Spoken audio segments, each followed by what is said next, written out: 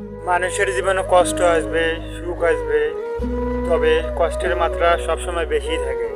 মানুষের জীবনে সবসময় কষ্ট বেশি থাকে, তাই ভেঙে পড়া যাবে না, কষ্টকে বরণ করে নিতে হবে। মনে করতে হবে এই কষ্টেও যেমন শুরু আছে তেমনই কষ্টেরও শেষ আছে।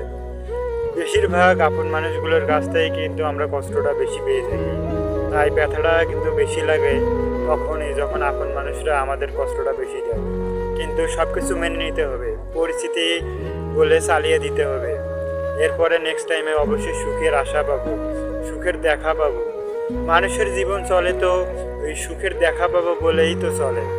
এটাই তো মানুষের জীবন। মানুষ তো সুখ পাবে বলে আঁকড়ে ধরে জীবনকে গতি বাড়িয়ে দেয় এবং জীবনকে আরও দূরত্বে এগিয়ে নিয়ে যায়।